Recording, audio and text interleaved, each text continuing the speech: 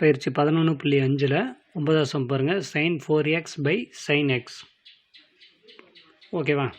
இது first sin 4xஐ எப்படி எழுதலான்னு first பார்த்துங்க.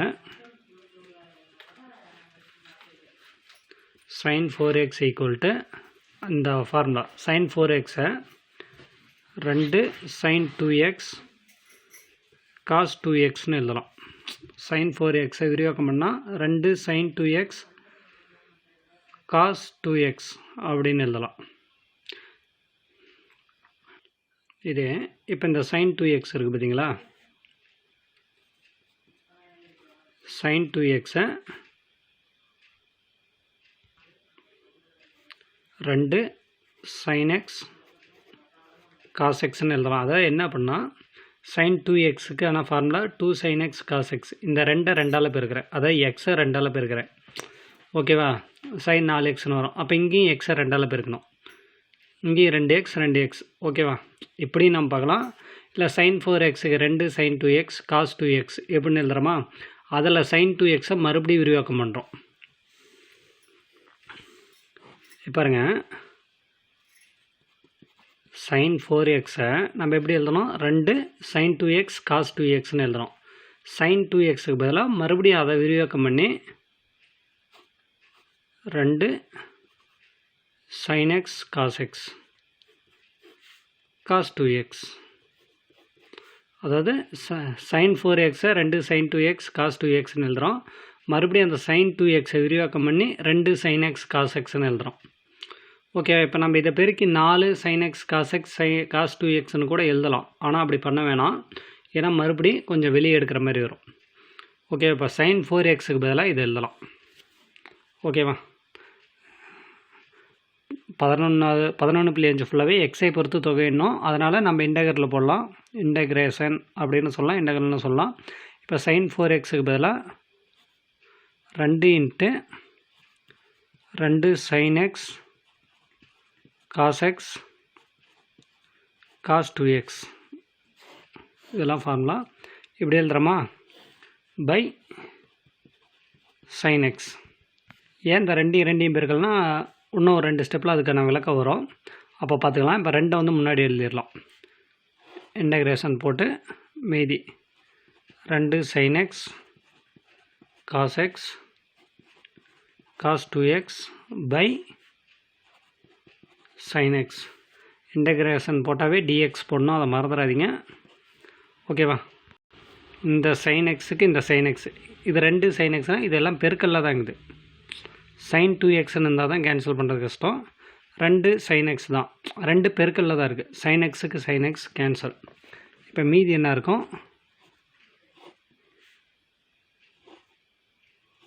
2 cos x cos 2x into dx. ஓகேவா? இது எந்த வடிவத்தில் இருக்குன்னா 2 cos a cos b இந்த வடிவத்தில் இருக்குது. 2 cos a cos b இந்த வடிவத்தில் இருக்குது. ஓகேவா? ஆனால் இது இந்த ஃபார்முலாவோட விரிவாக்கம் எப்படி வரும்னா 2 cos a cos b ஓட விரிவாக்கம் cos a + b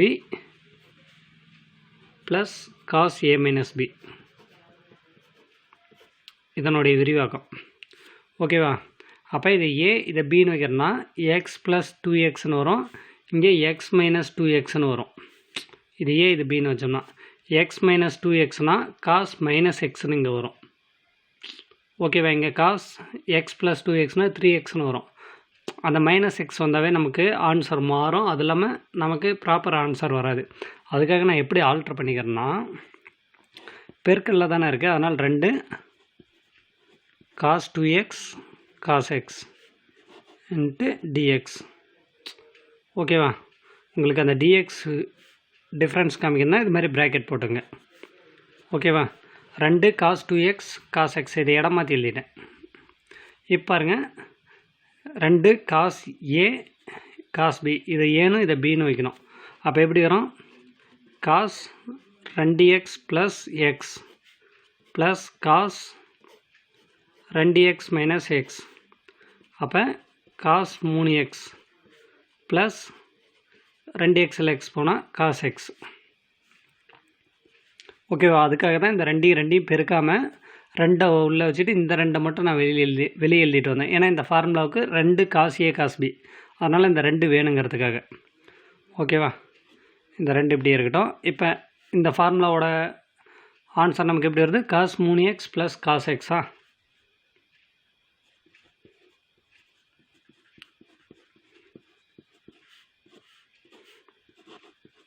into dx.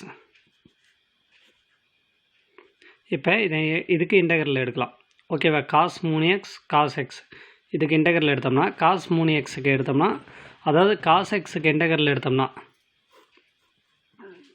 Cos x into டிஎக்ஸ்னால் equal to sine x. Cos எக்ஸுக்கு இன்டெக்ரல் எடுத்தோம்னா சைன் எக்ஸா. அப்போ காஸ் 3xக்கு எப்படி வரும்? Sine 3x by 3. எந்த வேல்யூ வருதோ அது வகுத்துலேயும் வரும். ப்ளஸ் காஸ் எக்ஸுக்கு இன்டெக்ரல் எடுத்தோம்னா சைன் எக்ஸ். இன்டெக்ரல் எடுத்தாவே டிஎக்ஸுக்கு பதிலாக ப்ளஸ் சி போடுவோமா? 10வது சம் பாருங்கள். Cos 3x into cos 2x. இதுக்கு ஃபஸ்ட்டு ஃபார்முலா பார்த்துடலாம். Cos mx into cos nx. ஓகேவா? Cos mx into cos nx இதோட விரிவாக்கம் cos mx plus nx plus cos mx minus nx by 2. அதாவது இதை காஸ் எம்எக்ஸ்னும் இதை காஸ் என்எக்ஸ்னும் பார்க்கணும். ஓகேவா? எம்எக்ஸையும் என்எக்ஸையும் கூடணும். அதாவது 3xையும் 2xையும் கூடணும். அடுத்தது 2ஐயும் கழிக்கணுமா? 3xையும் 2xையும் கழிக்கணும். சப்போஸ் இப்படி இருந்தாலும் நம்ம மாற்றி எழுதிக்கலாம். ஏன்னா பெரிய நம்பர் எம்எக்ஸில் வர மாதிரியும் சின்னது என்எக்ஸில் இது ரெண்டும் கூட்டுறோம். ஆனால் இது பார்த்திங்கன்னா இதுலேருந்து இதை கழிக்கிறோம். ஓகேவா? ஏன்னா பெரிய நம்பர் எம்எக்ஸில் கொடுத்தோமா தான் மைனஸில் நமக்கு வராது. ஓகேவா? இப்போ இது இன்டெக்ரலில் போட்டு cos 3x into cos 2x into dx. ஓகேவா? இந்த வகுத்தல் 2 இருக்குது பார்த்தீங்களா? அதை நான் முன்னாடியே எழுதிடுறேன். காமனாக எடுத்த மாதிரி எழுதிக்கலாம். ஏன்னா ப்ராக்கெட் போடணும். ஏன்னா இந்த வகுத்தல் 1/2 இதுக்கும் இருக்குது இதுக்கும் இருக்குது. அதனால் நான் காமனாக இப்படி முன்னாடி எடுக்கிறேன் அப்படின்னா ப்ராக்கெட் போட்டுருவோம். ஏன்னா பெருக்கும்போது இதோடையும் பெருக்கும் இதோடையும் பெருக்கும். இல்லை இப்போ காஸ் 3x இந்த ஃபார்முலாவுக்கு எழுதலாம்.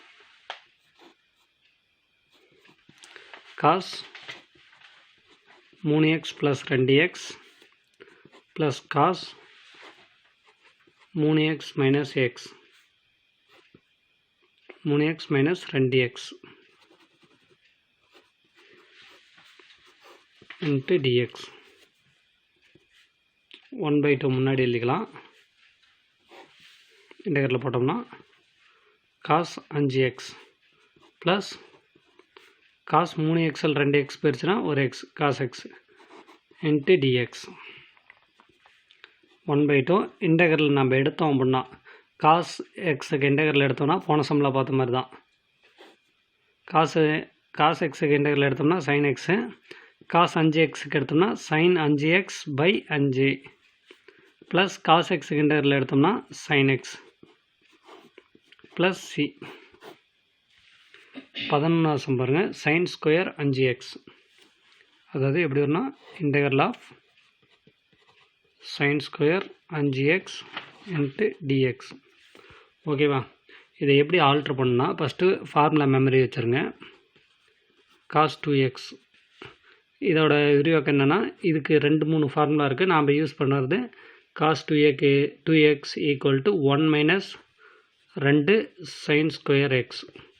அதாவது cos 2x equal to 1 minus 2 sine square எக்ஸா. இப்போ என்ன பண்ணுறோன்னா இந்த மைனஸ் இது ஃபுல்லாக மைனஸில் இருக்குது வேல்யூ, இது ப்ளஸில் இருக்குது. அப்படியே இடம் மாற்றுங்க. மைனஸில் இருக்கிறது இந்த இடம் வந்துச்சுன்னா 2 சைன் ஸ்கொயர் எக்ஸ். அப்போ இந்த காஸ் 2x இந்த இடம் தான் மைனஸ் காஸ் 2x. ஓகேவா? இப்போ நமக்கு சைன் ஸ்கொயர் எக்ஸ் மட்டும் வச்சுக்கலாம். ஏன்னா இங்கே சைன் ஸ்கொயர் 5x தான் இருக்குது. அதனால் சைன் ஸ்கொயர் எக்ஸ் மட்டும். அப்போ இந்த 1/2 காமனாக வெளியே வந்துட்டோம். ஏன்னா இங்கே போட்டோம்னா வகுத்தல் 2ன்னு போடுவோம். இதுக்கும் 2 இருக்கும் இதுக்கும் 2 இருக்கும். அதனால் காமனாக எடுத்தோம் அப்படின்னாவே நம்ம இது மாதிரி தனியாக எழுதணும்னா ப்ராக்கெட் பண்ணணும். 1 மைனஸ் காஸ் 2x.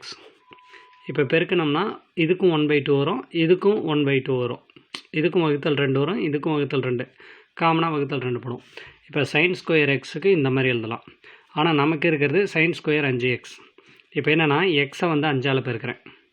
நல்லா பாருங்கள். sin square 5x equal to 1/2 1 minus cos 2 எக்ஸை வந்து 5xன்னு எழுதுகிறோமா, அப்போ எக்ஸை இங்கேயும் 5xன்னு எழுதுகிறேன். ஓகேவா. sin ஸ்கொயர் 5xை sin ஸ்கொயர் எக்ஸுக்கான விரிவாக்கம் இது. ஆனால் நம்ம என்ன பண்ணுறோம், sin ஸ்கொயர் 5x எக்ஸை 5ஆல் பெருக்கிறேன். லெஃப்ட் சைடு 5ஆல் பெருக்கணும், ரைட் சைடு 5ஆல் பெருக்கணும். எக்ஸை மட்டும் தான் 5ஆல் பெருக்கணும். இந்த வேல்யூலாம் பெருக்க தேவையில்ல. அப்போ இதுக்கு எப்படி வரும்,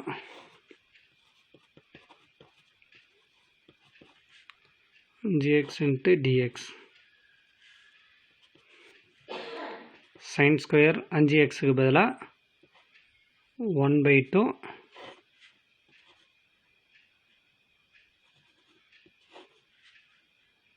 1 minus cos 2 into 5x into dxஆ. இது அப்படியே எழுதிட்டேன். sin ஸ்கொயர் 5xக்கு பதிலாக இது அப்படியே எழுதியிருக்கேன். ஓகேவா. இப்போ இந்த 1/2 நம்ம என்ன பண்ணலாம், முன்னாடி எழுதிடலாம். ஏன்னா அதுக்கு இன்டெக்ரல் நம்ம எடுக்க போகிறது கிடையாது. இதுக்கு வந்து 1 மைனஸ் காஸ் 2யும் 5யும் பெருக்கணும்னா காஸ் 10x இன்ட்டு dx. ஓகேவா.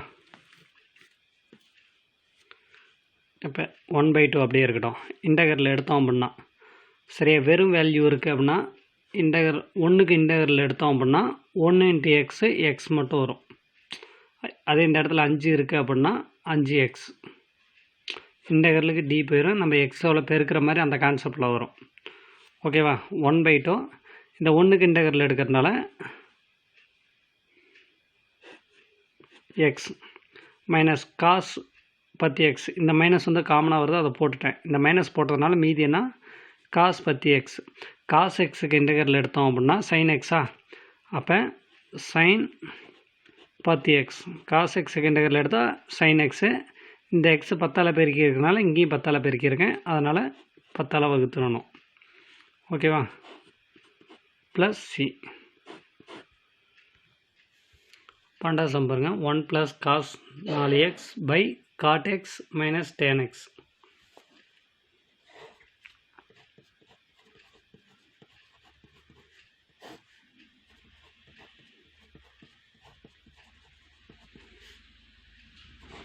இன்டெக்ரல் எடுத்தாவே dx போடுவோம்.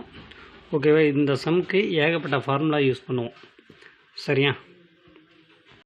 இதுக்கு இப்போ 11வது சம்மில் யூஸ் பண்ணியிருப்போம் ஒரு ஃபார்முலா. அது என்ன அப்படின்னு பார்த்தோம்னா cos 2x equal to 1 minus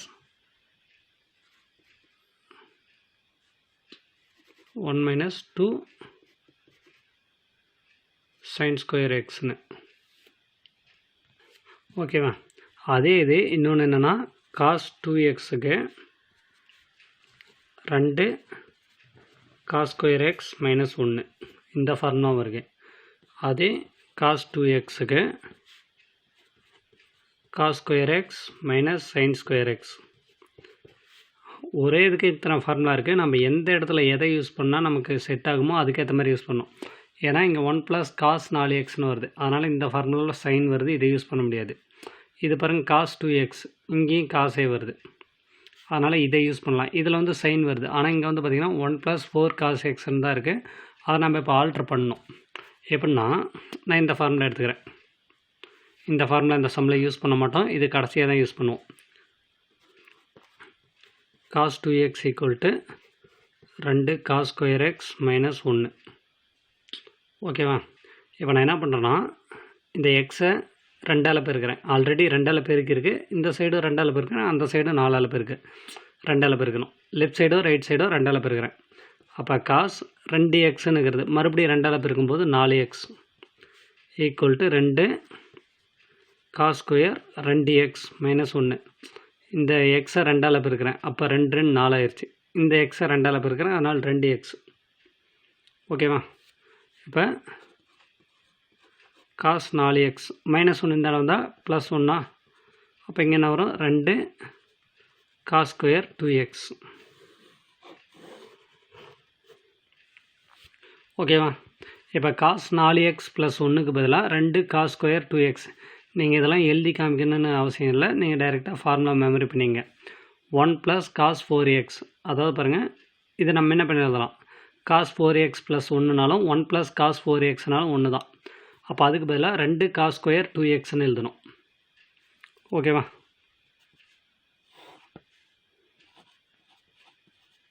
ரெண்டு காஸ் ஸ்கொயர் 2x, அதாவது 1 + காஸ் 4xக்கு பதிலாக வகுத்தல் காட் எக்ஸுக்கு நம்ம எப்படி எழுதலாம், காட் எக்ஸ்னால் காஸ் எக்ஸ் பை சைன் எக்ஸா,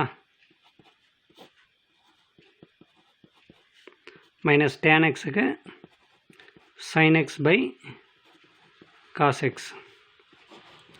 இது என்னென்னா பகுதி ரெண்டும் வெவ்வேறு இருக்குது. இதில் சைன் இருக்குது, இதில் காசு இருக்குது. இதை வந்து காஸ் எக்ஸால் பெருக்கி வகுக்கணும், இதை வந்து சைன் எக்ஸால் பெருக்கி வகுக்கணும். அப்போ தான் பகுதி ரெண்டும் ஒரே மாதிரி இருக்கும். இல்லைனா குறுக்கு பெருக்கல் பண்ணிடுங்க.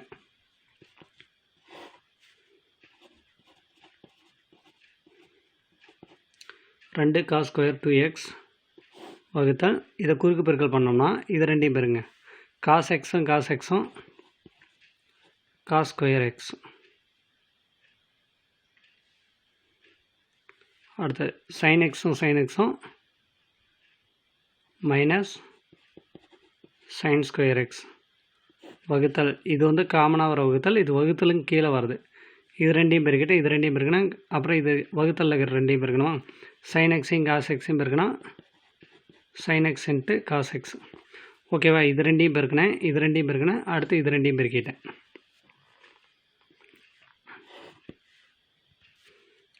இப்போ இந்த ரெண்டு அப்படியே இருக்கட்டும், இந்த ரெண்டு எழுதிட்டேன். வகுத்தலுக்கும் கீழே வகுத்தல் வந்ததுனால இந்த சைன் எக்ஸ் காஸ் எக்ஸ் அங்கே மேலே எழுதிடுறேன்.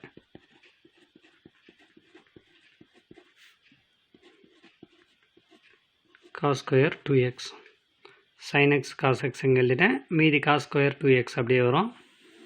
கீழே சைன் ஸ்கொயர் எக்ஸ், சரி, cos square x minus sine square x, இது அப்படியே எழுதுகிறோம். சரி, எல்லாத்துக்கும் dx போடணும். அடுத்து இங்கே நம்ம என்ன பண்ணுறோன்னா, sin 2xக்கான ஃபார்முலானா ஃபஸ்ட்டு சம்மில் பார்த்துருப்போம், 9வது சம்மில். sin 2x = 2 sin x cos x. ஓகேவா? sin 2xனா 2 sin x cos x. இங்கே பாருங்கள், 2 sin x cos x இருக்கா, அதுக்கு பதிலாக sin 2xன்னு போடுறேன்.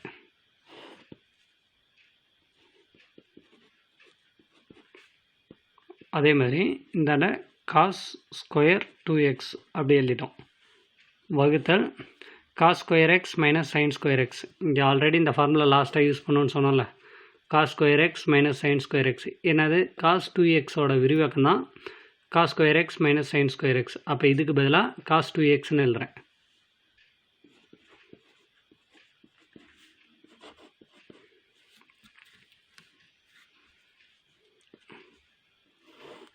இப்போ எழுதணும்னா sin 2x cos square 2x எப்படி எழுதலாம், cos 2x பெருக்கல் cos 2x ரெண்டு தடவை எழுதுறேன். வகுத்தல் cos 2x dx பண்ணும். ஒரு cos 2xக்கு cos 2x கேன்சல். மீதி என்ன இருக்குது, sin 2x into cos 2x. இப்போ ஃபஸ்ட்டு சம்மில் ஃபஸ்ட்டு ஒரு ஃபார்முலா பார்த்துருப்போம், sin 2x. இப்போ ஒன்றும் இல்லை, இதே பாருங்கள், sin 2x = 2 sin x cos x. இதை ரெண்டால் பெருக்கிறேன்.